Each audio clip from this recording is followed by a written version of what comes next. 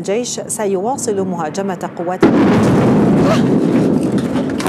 কোনো উস্কানি ছাড়াই সিরিয়ায় তাণ্ডব চালাচ্ছে ইসরায়েল। দ্রুজ সম্প্রদায়কে অজুহাত বানিয়ে রাজধানী তেহরান ও দক্ষিণাঞ্চলে বিমান হামলা করছে দখলদার সেনারা।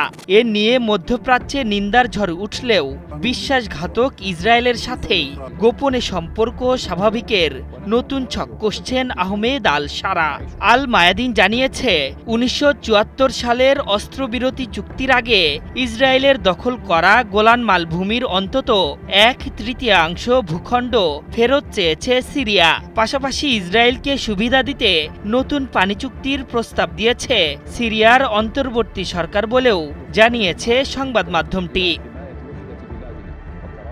আহমেদ আল শারার ঘনিষ্ঠ সূত্রের বরাতে বৃহস্পতিবার আল মায়াদিন জানিয়েছে, এই সিদ্ধান্ত এমন এক সময় এলো যখন সিরিয়ার অভ্যন্তরে বিশৃঙ্খলা সৃষ্টিতে নানা পায়তারা করছে ইসরায়েল। তবে আল মায়াদিনকে ওই সূত্রটি জানিয়েছে, বিনামূল্যে শান্তি বলে কিছুই নেই। এই অঞ্চলে শান্তি প্রতিষ্ঠা করতে হলে গোলান মালভূমির 1/3 কৌশলগত এলাকা দখলে রাখবে ইসরায়েল।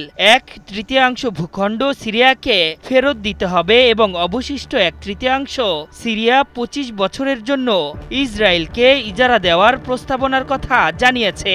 আর এমনটি হলে দীর্ঘদিন ধরে তৈরি করা রূপরেখার বাস্তবায়ন করতে পারবে শারা সরকার। মধ্যপ্রাচ্য বিষয়ক বিশ্লেষকদের মতে এই অবস্থান সিরিয়ার দীর্ঘদিনের দাবির একটি কৌশলগত বহিঃপ্রকাশ, যা একদিকে ভূখণ্ডের আংশিক পুনরুদ্ধার এবং অন্যদিকে প্রতিবেশীর সাথে রাজনৈতিক সমঝোতার দরজা খোলা রাখার প্রচেষ্টা হতে পারে। ফরাসি উপনিবেশ আমলে লেবানন রাষ্ট্র গঠনের সময় যেসব অঞ্চল সিরিয়া থেকে বিচ্ছিন্ন করা হয়েছিল, লেবাননের ত্রিপলি ছিল সেগুলোর একটি। তাই এই অঞ্চল পুনরায় ফেরত চাওয়ার দাবি তুলেছে সিরিয়ার বর্তমান সরকার।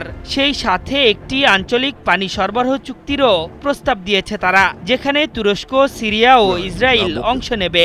এই চুক্তির আওতায় ফোরাত নদী থেকে পানি সরবরাহের জন্য একটি পাইপ লাইন সম্প্রসারণ করতে পারবে দখলদাররা। আল শারার নেতৃত্বে সিরিয়া ইসরায়েলের সাথে সরাসরি নিরাপত্তা ও সামরিক সমন্বয়ের জন্য যোগাযোগ শুরু করেছে, যা আগের আমলে কখনো দেখা যায়নি। তবে গোলান মালভূমির অন্তত কিছু অংশ ফেরত না পেলে আল শারাহ অভ্যন্তরীণভাবে ব্যাপক প্রতিরোধের মুখে পড়তে পারেন। সূত্রটির বরাতে আল মায়াদিন জানিয়েছে, মার্কিন নিষেধাজ্ঞা প্রত্যাহারের আলোচনা চললেও তা যেন ইসরায়েলের শান্তির বিনিময়ে মূল্য হিসেবে না ধরা হয়, কেননা এটি একটি আলাদা কূটনৈতিক ইস্যু।